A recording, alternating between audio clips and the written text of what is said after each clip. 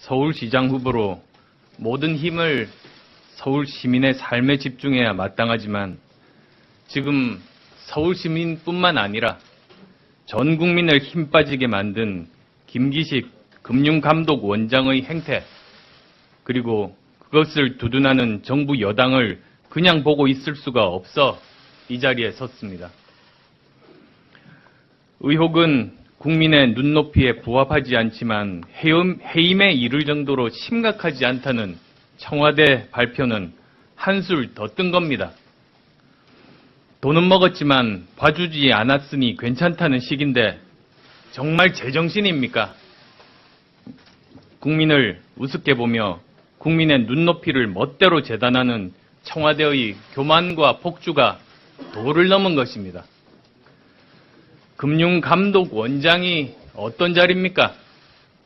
대한민국의 주요 은행, 국책은행뿐만 아니라 지방은행, 100개가 넘는 증권사, 그리고 저축은행 모두를 감독하는 칼을 쥐고 흔드는 자리가 아닙니까?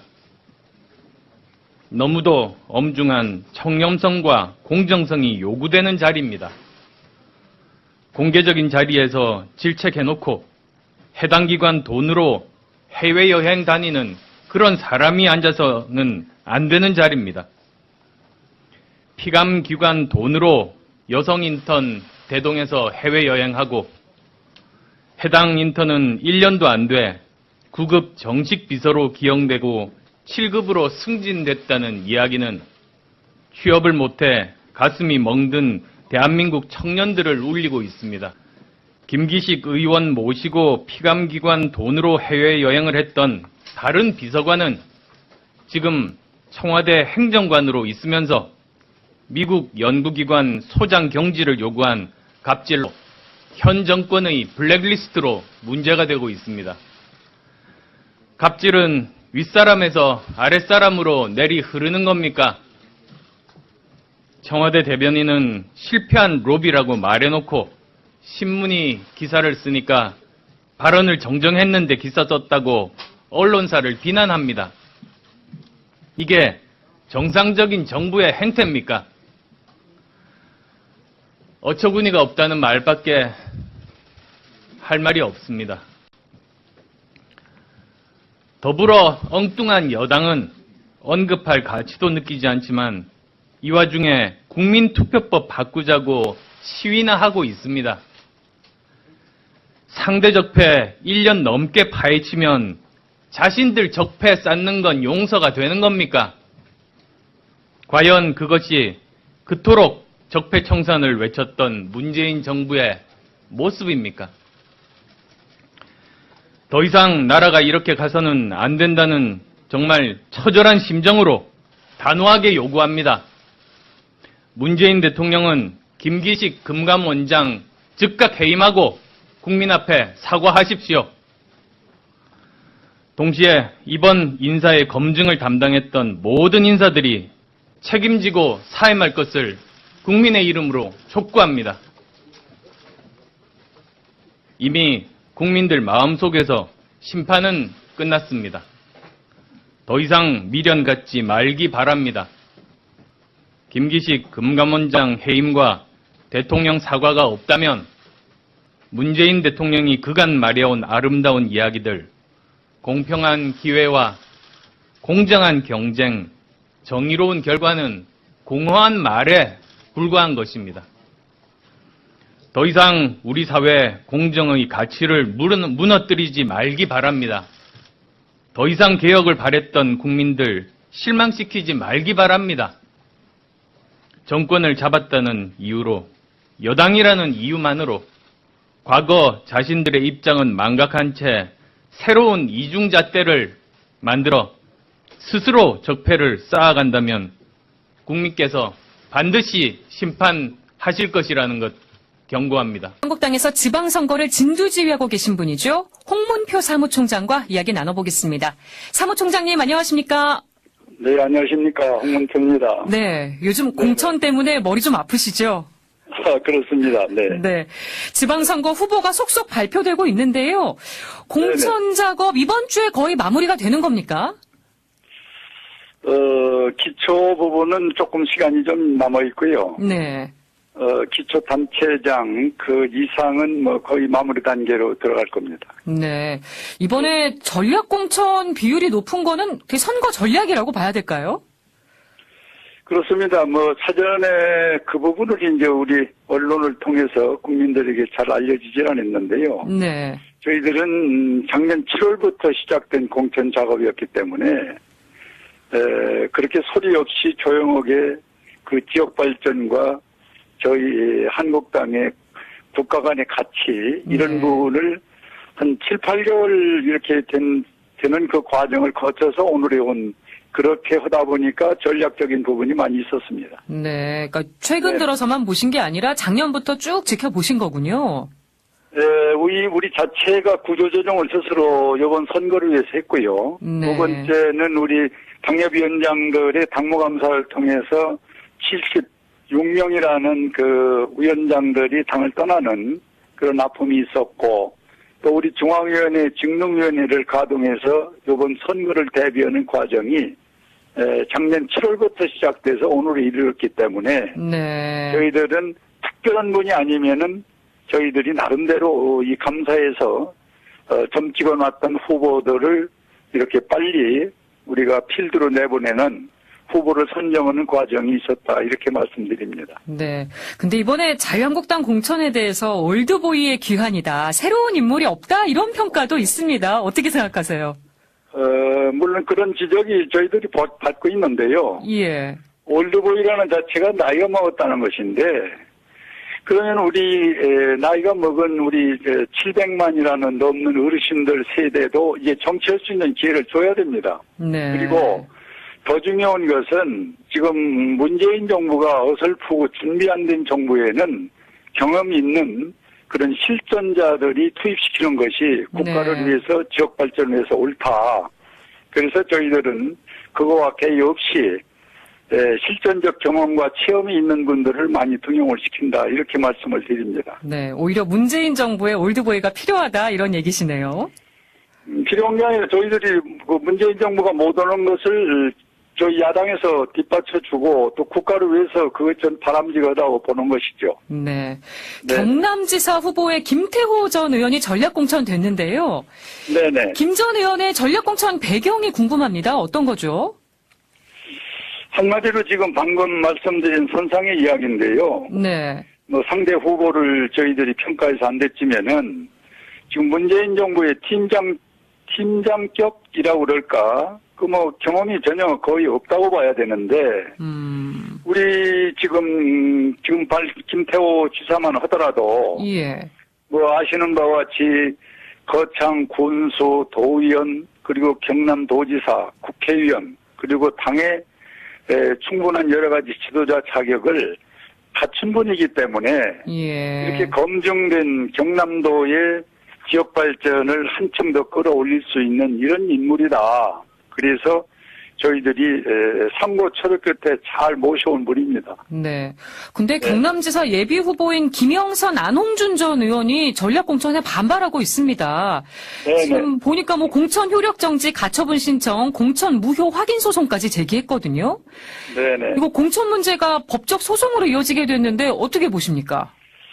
글쎄 좀 안타까운 일인데요. 뭐 총체적으로 하나하나 얘기 드릴 수는 없고 네. 이번에 3,600명 정도 지방선거에서 후보들이 출마를 여야를 통해서 하는데 예. 저희들이 10,000명이 넘는 그 후보들이 신청을 했습니다. 네. 네, 그 과정을 보는 데는 뭐 여러 가지의 뭐 과정이 있으면은 그분들께서도 충분한 자격이 있는데 저희들이 본 서류, 면접, 여론조사, 상대방 평가, 또 현지에서 교체 지수라는 것이 새로운 게 있어요. 네. 이런 것들을 종합해서 놓고 볼 때 좀 아쉬움이 있었지만은 우리 경남지사는 김태호 지사를 우리가 선수로 후보로 내보내는 것이 좋겠다는 그런 판단에서 그렇게 됐다는 말씀을 드립니다. 네. 이 경남지사 공천에 대한 반발, 그럼 당 차원에서 이 법적 문제까지 가게 됐는데 어떻게 대응할 계획이신가요? 법은 법대로 뭐 저희들이 수능을 해야지요. 그러나 네. 그분들도 또 당에서 몸담고 당의 지도자의 한 분이었는데 그것이 그렇게 끝까지 가겠느냐 해서 중간에서 많은 또 노력을 해야 되겠죠. 예. 네. 자유한국당의 텃밭인 대구와 경북 공천자가 어제 경선을 통해서 확정이 됐습니다. 네네. 대구시장 후보의 권영진 시장, 또 경북지사 후보의 이철우 의원이 결정됐는데요. 네네. 같은 보수 야당인 바른미래당과의 대결에도 문제 없다고 보십니까? 뭐 선거라는 거는 문제가 없다고 단언할 수는 없겠습니다만은 저희들이 갖고 있는 여러 가지 데이터를 종합해 보면은 첫째 인물에서 성배와 비교할 수 없을 정도로 그 지역에서 인정받는 분들이고 네.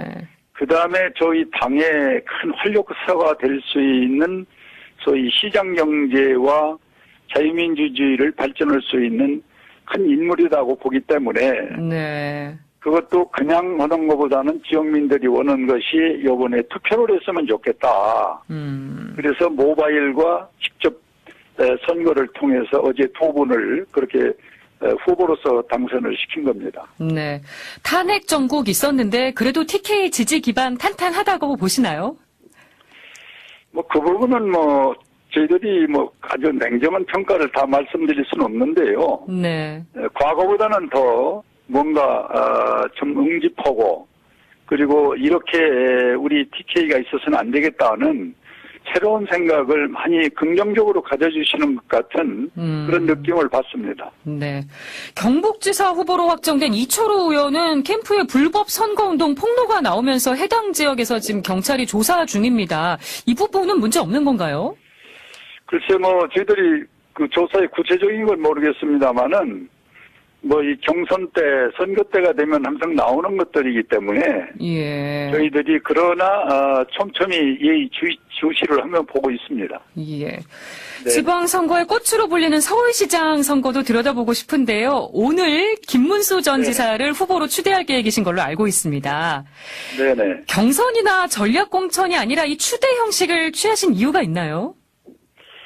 뭐 좀 얘기가 길습니다만은 요번에 저희들이 예측했던 것은 집권당에서 현역이 아닌 외부 인사를 모시는 걸로 처음에 저희들이 알았어요. 네. 그래서 국민 속에서 훌륭한 외부 인사를 모셔올 것이다라는 예측을 하고 저희들도 거기에 대한 대비로 당내가 아닌 당 외분을 조금 몇 분들 모시려고 했었거든요. 예. 그런데 그 부분이 그렇게 여의치 않았고 두 번째는 여당이 당 내 속에서 사람을 찾는 것을 보고 우리도 발빠르게 당내에서 후보를 찾아야 되겠다. 그래서 결론적으로 전투력도 있고 네. 또 도지사도 수도권에서 경기도에서 2번 하셨고 그리고 또 우리 당의 지도부도 거쳤고 국회의원도 한 분을 우리가 모시는 게 좋겠다 해서 최종적으로 우리 김문수 전 도지사를 모시게 됐습니다. 네.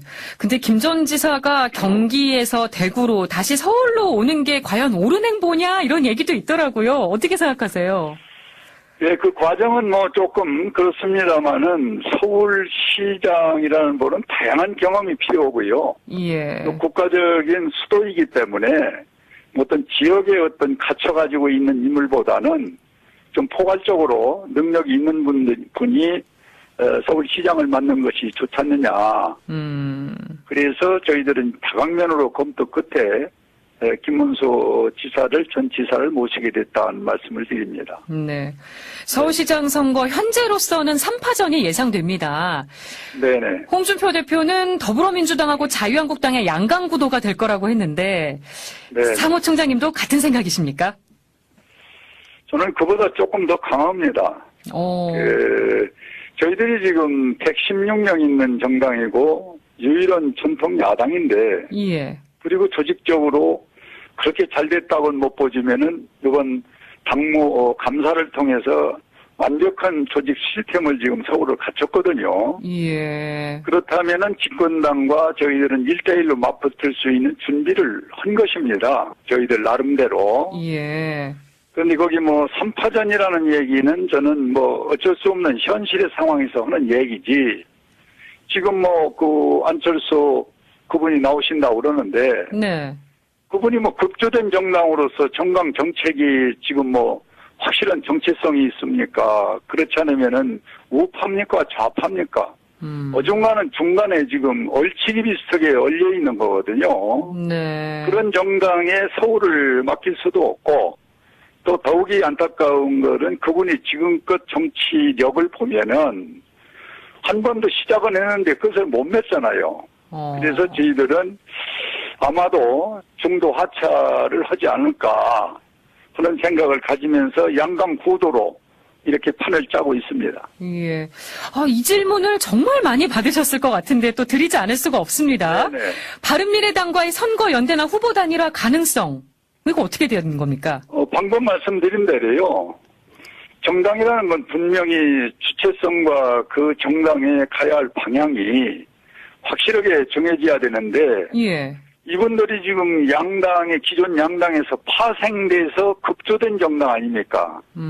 그리고 30석밖에 없는데, 뭐 정체성을 확실하게 우리가 알 수도 없고, 그렇다고 선거가 불리하고 유리하다고 해서 국민들 앞에서 금방 또 짝짓기 하고 또 헤어지고, 예. 이런 전철은 저는 정당사의 발전을 위해서도 그것은 바람직한 일이 아니다. 네. 그래서 지금 저희들이 전혀 그 부분에 대해서는 뭐 생각해본 일이 없습니다. 네. 예전에 후보 단일화를 선거 막판에 나와야 될 얘기다 이렇게 얘기하셨던 기억이 나는데요. 그래도 선거 막판이 돼도 그럴 가능성은 없다고 보시나요? 저 개인적으로는 그렇게 한 얘기가 없고요. 네. 저는 뭐 초지일관 지금 말씀드린 게 당의 사무총장으로서의 제 입장에서는 분명하고요. 네. 뭐 지금 말씀한 대로 뭐 정치가 생물이라 해서 뭐 이런 얘기 저런 얘기들 많이 하시잖아요. 예. 뭐 그거는 저는 지금 정상적인 논리가 아니기 때문에 뭐 그런 논리에 부합해서 어떤 논리를 제가 전개하고 싶지 않습니다. 예. 네. 지난주에 박근혜 전 대통령 1심 선고 결과에 대해서 보수 진영 탄식이 컸는데요. 네네. 지방선거에서 보수 우파가 다시 집결하는 기회가 될 수도 있다고 보시나요? 저는 뭐 기회는 좀 되겠습니다만은 요번에 박 대통령의 저와 같은 중대방송 하듯 법원의 1심 선고의 그 과정은 그 대통령이 잘못해서 지금 감옥에 있는데 네. 그것을 또 1년 내내 그 방송 어느 때도 틀던 것을 굳이 중대방송으로 선고를 하는 걸 보고 너무나도 참 안타깝다. 이 공중파를 통해서 저렇게까지 소위 확인 사살이랄까 저렇게까지 해야 되나. 예. 이미 대한민국 국민이 박근혜 대통령 구속된 거 모를 리 없고 1년 12달 그렇게 우리 국민에게 알 권리, 볼 권리를 다 줬는데 굳이 그 선고라는 그 부분을 놓고 또 저렇게 재단을 그냥 하는 걸 보고 예. 이건 좀 인간적으로 정치적으로 사회적으로 너무 지나치다. 전 개인적으로 이렇게 생각을 합니다. 네.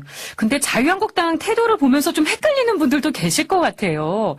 지난해 박 전 대통령 출당 조치가 됐는데 지금은 홍준표 대표가 공주를 마녀로 만들 수 있는 게 정치라면서 박 전 대통령을 옹호하는 발언을 했습니다. 그거 어떻게 봐야 될까요? 저는 정치적인 것보다는 인간적인 얘기였을 거예요. 방금 네. 제가 말씀드린 대로요. 사람이 기본적인 생각과 또 정치적인 생각이 좀 다를 수 있는데 예. 요번 저렇게 생중계한 것은요. 조금 전에 말씀드린 대로 1년 12달 그렇게 방송신문에서 난 것을 다 아는 거를 굳이 그거를 한 20분, 20분, 30분 외에는 국민에게 다 알 수 있는 또 언론 매체가 있는데도 그걸 생중계로 꼭 저렇게 해야 되는가. 저거는 전 정치적으로 너무 참 지나친 그런 참 안타까운 그런 장면을 본 국민들이 많을 것이다 이렇게 네. 생각을 합니다. 네. 지금 자유한국당 지지율이 그렇게 높은 편은 아닙니다. 네네. 홍준표 대표의 강성 발언이 문제라고 얘기하시는 분들도 있는데 리더십 문제 없다고 보시나요? 사람이 완벽한 사람이 어디 있겠습니까마는요. 지금 이 정부의 소위 아나무니식이라든지 그냥 일방적인 퍼주기라든지 안보, 경제, 청년 실업 이런 문제를 좀 고급스럽게 좀 품위를 지킨다고 이야기를 하면은 네. 이 국민 어르신들께서 또 많은 분들이 너무 이 받아들이는 강도가 좀 약한 것 같아요. 네. 그래서 아마 홍 대표께서는 조금 좀 알아듣기 쉽게 직설적으로 이렇게 표현을 하다 보니까 네. 좀 강도가 세다 이러는데 뭐 야당이기 때문에 우리는 그런 표현을 쓰는 것을 좀 이해를 해주시기를 부탁을 드립니다. 그러시군요. 시간 다 됐지만 끝으로 짧게 여쭤보겠습니다. 이명박 전 대통령이 어제 옥중 성명을 내놨습니다. 네네. 자유민주주의 체제를 와해시키려는 의도가 있다고 비판했는데 어떻게 받아들이셨는지 짧게 얘기해 주실 수 있을까요? 그래서 그분께서 보신 것을 제가 평가하고 싶진 않고요. 일단 대한민국의 헌법부터 지금 흐르고 있는 맥은 분명히 자유민주주의보다는 좀 이상한 사회주의로 가는 건 틀림없습니다. 그 부분을 저는 일단의 심정을 얘기한 것이 아닌가 이렇게 생각을 합니다. 그러시군요. 알겠습니다. 지금까지 자유한국당 홍문표 사무총장과 이야기 나눠봤습니다. 오늘 인터뷰 고맙습니다. 네, 감사합니다.